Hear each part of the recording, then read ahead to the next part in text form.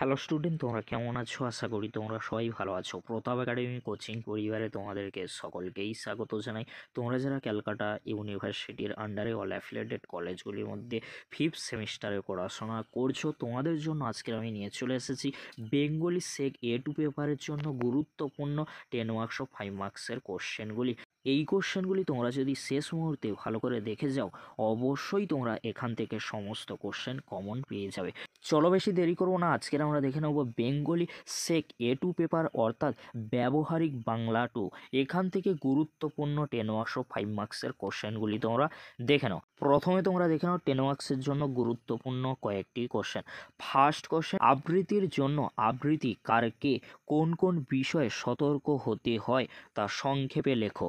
যথাযথ উচ্চারণে আবৃত্তির জন্য বাংলা ব্যঞ্জন ধ্বনি উচ্চারণে দন্ত ন এবং মূর্ধর ন এর উচ্চারণ এবং 3টি শীষ ধ্বনি তালব্য স, মূর্ধন্য স এবং দন্তন্য স এর উচ্চারণ কতখানি জরুরি যথাযথ উদাহরণ সহযোগে বুঝিয়ে দাও।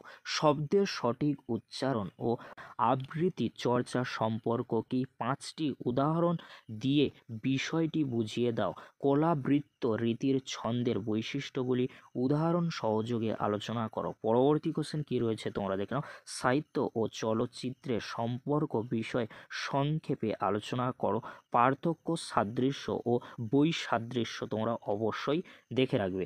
শিবরাম চক্রবর্তীর লেখা বাড়ি থেকে পালিয়ে উপন্যাসের প্রথম পরিচ্ছদের ঘটনাক্রমে ঋত্বিক ঘটক তার সিনেমায় কিভাবে উপস্থাপন করেছেন তা লেখো। ক্ষুধিত পাষাণ ছোট গল্প ও ক্ষুধিত পাষাণ চলচ্চিত্রের একটি তুলনামূলক আলোচনা করো। কোশ্চেনগুলি 10 মার্কসের জন্য খুবই গুরুত্বপূর্ণ রয়েছে। এবারে তোমরা দেখে নাও 5 মার্কসের জন্য গুরুত্বপূর্ণ কয়েকটি কোশ্চেন। ছোট গল্পের বৈশিষ্ট্যগুলি সূত্রাকারে লেখো। মিশ্র কলাবৃত্ত ছন্দের 5টি বৈশিষ্ট্য উল্লেখ করো। একটি ছোট গল্পের নামকরণের সময় একজন লেখককে কোন কোন বিষয়ের দিকে লক্ষ্য রাখতে হয় বুঝিয়ে দাও। পরবর্তী কোশ্চেন, নাট্যরূপে মঞ্চ নির্দেশের গুরুত্ব সম্বন্ধে আলোচনা করো। ক্ষুধিত পাষাণ এর চলচ্চিত্রের মূল গ্রন্থের সঙ্গে চলচ্চিত্রের যে কোনো একটি পার্থক্য সংক্ষেপে আলোচনা করো। ছন্দজ্যোতি ও অর্থজ্যোতি বলতে কী বোঝো তা আলোচনা করো।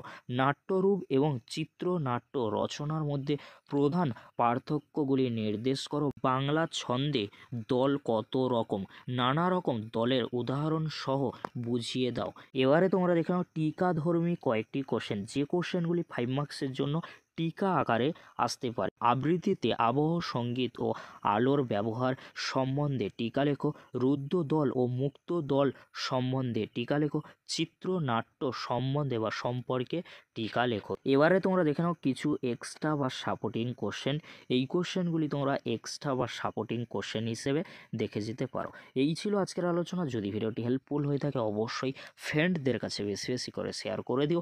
এই কোশ্চেনগুলি তোমরা ভালো করে দেখে যাও। অবশ্যই তোমরা বেঙ্গলি সেক A2 পেপারটি নিয়ে বা ব্যবহারিক বাংলা 2 পেপারটি নিয়ে চিন্তামুক্ত থাকবে। ভিডিওটি দেখার জন্য তোমাদেরকে অসংখ্য ধন্যবাদ।